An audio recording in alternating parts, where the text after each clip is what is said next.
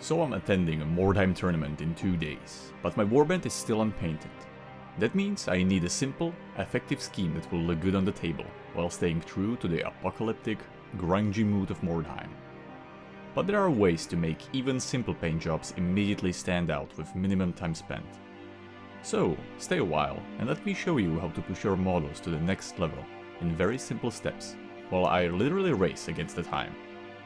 I'm Ekoso Vermin, and I welcome you to the Grimdark Compendium.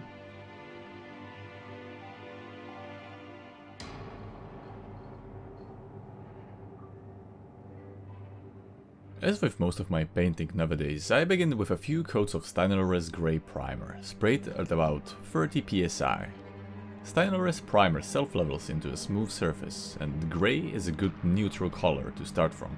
You can see that I kit-bashed a few parts and added some cloth onto this assassin. Goal was to make him look like a pile of garbage, a literal murder hobo. That was done by layering strips of simple paper tissue and sailcloth, which is a material used in boat modeling that is very in scale for cloth in Warhammer, soaked in a mix of Mod Podge, water and texture paste. I just recorded the process here, but if you are interested in seeing it, I show it in my previous Skaven video that you should see a link right here in the right corner. After letting the primer dry for about 10 minutes, I spray a pale skin tone at 25 psi.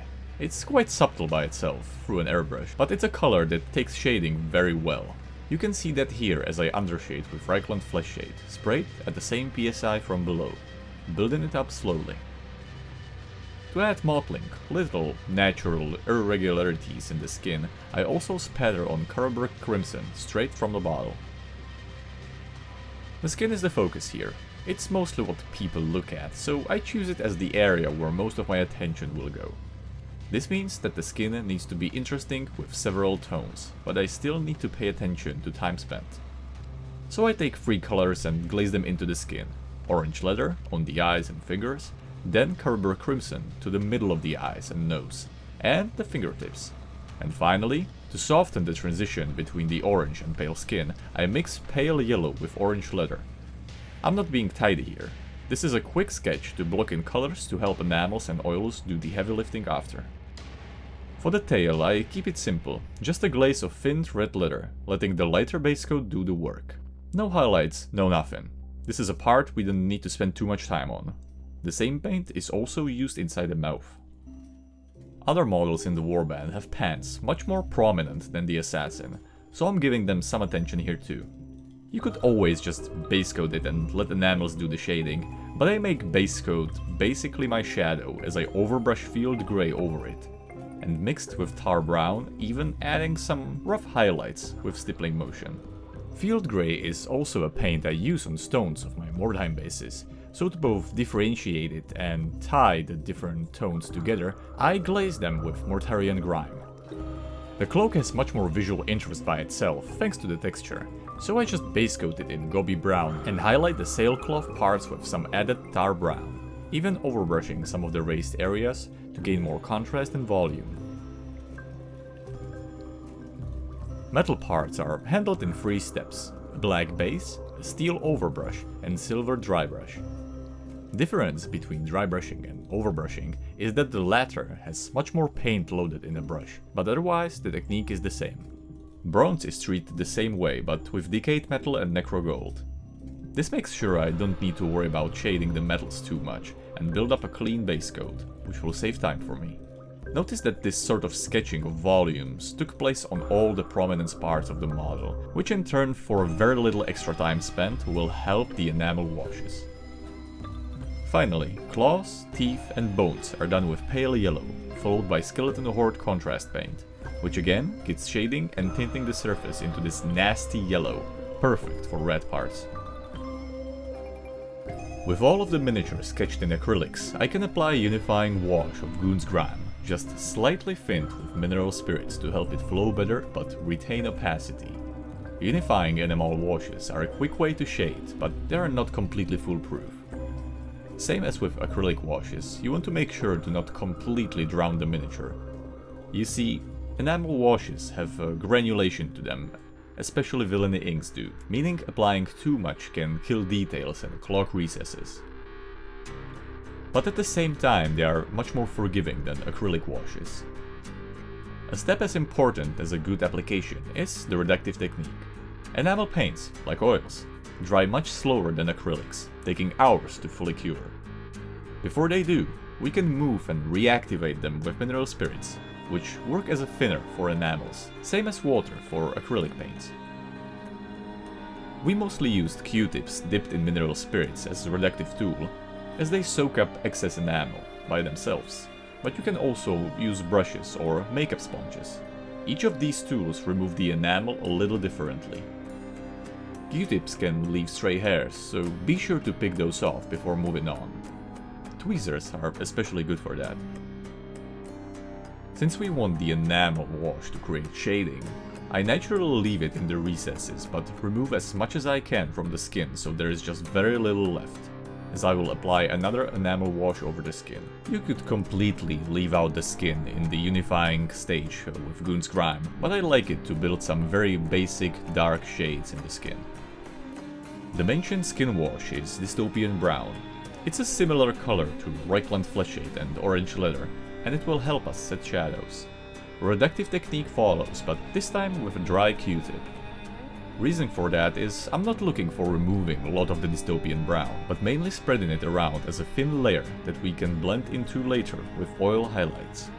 The nature of even a dry Q-tip will soak up enough excess enamel. As I mentioned, now we can highlight on top of Dystopian Brown. For that, I'm using Uptiling Buff, which is an olive white oil paint. We want the skin to be smooth, so before applying the oil, I clean around 80 to 90% into a paper towel, so I have very little on my brush.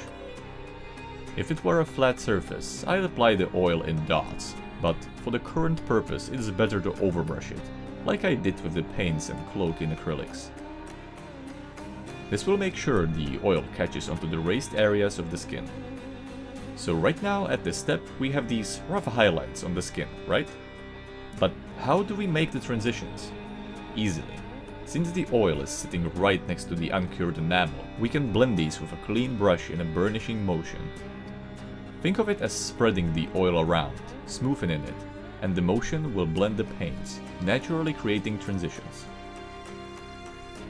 Oils are also semi-transparent when applied correctly, so the sketch and subtle mottling we did with acrylics should show through. Inevitably the sketched colors will get covered though, so to bring back the red I use Carrion Crimson, where the Carroburg Crimson was applied before, so eyes, nose and fingers. Since it is enamel paint, it will naturally seep into the uncured oil. For variation, I also lightly touch the skin with Umbral Nightshade, one of the new Phase 2 colors. A cooler tone, applied quickly so I don't spend too much time on it. I still wasn't happy with the opacity of the Carrion Crimson after it dried, as it seeped into the oil too much, so I applied another careful layer, blending the edges gently with a dry Q-tip. Since the oil is still uncured, and we applied enamel paint, those both will still blend. The goal isn't to reactivate the oils, just to soften transitions so I can't use any mineral spirits. For corrosion, I'm using a wash of Sector Rust stippled with a little Ex Machina to give some variation. I cleaned some areas to leave weapon edges cleaner, but the point is simply to have rust stones present and readable. It's at this point when I really start feeling the time ticking, as I have only 2 hours left for painting, so for verdigris, I simply use Dirty Down, which is a verdigris product that makes a pretty convincing effect just on its own. I drag it down the pipes during application, and then streak it with a wet brush for a rough, quick streaking effect. The base isn't the focus here, so I don't linger on it. I really felt there wasn't enough contrast, so to push it and deepen the shadows, I reinforced them with acrylic washes. This only takes a couple of minutes, but makes the miniatures read much better, especially the cloak. At this step I also noticed that on the tail, the Goon's Grime dried chalky, which happened because I was overzealous with my reductive pass and flooded the tail with mineral spirits. Generally, if you thin your enamels too much, they are going to dry matte or too chalky, so keep that in mind. In this instance though, it's an easy fix, as I wash the tail in Noon oil. The acrylic wash will darken the recesses and cover the dry pigments. When you apply these acrylic washes, you might notice that they can dry with a satin finish, which is not really what we want to see on cloth. And this is the perfect time to talk about one of the core steps to push your miniatures onto a different level, as mentioned at the beginning, and that is surface finish variation.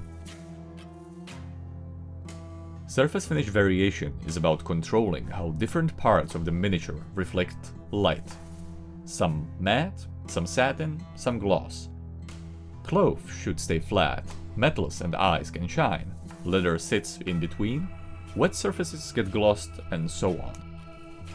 This contrast creates realism, guides the viewer's eye, and makes the model read clearly, all in a way that a simple paint just can't. And the simplest way to control this is with just acrylic varnishes. Covering the cloth in ultra matte varnish, skin and tail with satin varnish, and eyes in gloss.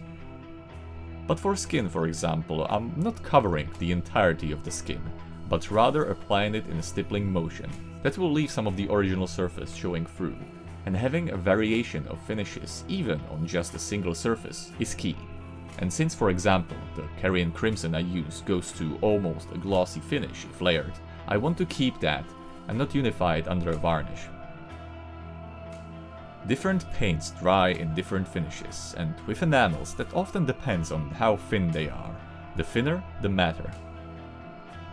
You can look more into different finishes of Villainy Inks on the Villainy Ink resource page, to which you can navigate from the main page of our website. And since I'm talking about our site, I just want to mention that we are having a flash sale from today, the 26th, to the 5th of October. A bundle of Villainy Ink starter set and any course of your choosing. Take a look if you're interested. Any purchase on the site helps us a ton. What goes hand to hand with surface finish variation is also texture. Surfaces like the paper and sailcloth are amongst materials that also add something that cannot be replicated with simply painting on bare miniatures. But you can't just slap on texture and hope for the best. It needs to be placed with purpose and refined after. That especially goes for real fur and hair application. If you are committed on using it on your miniatures, you need to comb and cut it into shape. Otherwise, you will be left with either a clump that looks like hairball, or with stray hair poking everywhere. Both of which will ruin the entire look of your miniature, instead of enhancing it. When done with care and attention, a few additions of cloth and hair can turn even a very basic paint job into a miniature that draws the eye and makes people go wow. If you're interested to see a fur application, I'm showing it step by step in my already mentioned Art Warlock video here on YouTube. Feel free to check it out if you want to hear more about fur application and paper cloth application. I'm running out of time now, about 20 minutes left before I have to leave for my flight, so I do a quick decay deposit on the cloak ends, even spattering it, to add stronger effect of rot that will stand out visually. Adding yet another effect that will draw the eye. The last step is a fast poison effect of the Weeping Blades with fluorescent green. In the end, I've not completely managed to finish the warband before I had to leave, heading to Italy for the tournament, where I was staying at the Dark Ages' place. There, I made a few last-minute adjustments, cutting more stray hair and adding pigments to the base. The MORDHEIM tables on the tournament were absolutely fantastic, and the warband looked right at home on them. I even managed to win a prize for the best Grimdark warband. The whole weekend was about fun games of Mordheim, meeting new people, and hanging out with Dark Ages at the first unofficial Grimdark Compendium meetup. Us two are also heading to Spiel Essen this year, so if you will be there, come and say hi. The key lesson I'd like you to take away with you is that surface finish variation is the absolute king for bringing models into the next level, creating almost lifelike effects of materials that make the miniatures look like characters from stop-motion movie, with effects that are not utilized in other painting styles. But these effects need attention to work, otherwise they will hinder the entire look. Grimdark Style can be messy, but the messiness is often purposeful. and that there should be much more control than most people realize. I appreciate you watching till the end, and I hope you enjoyed my little race against the time. Tell us what was your last project that you had to speed through, and I will see you next time. Or HP lesson. Take care.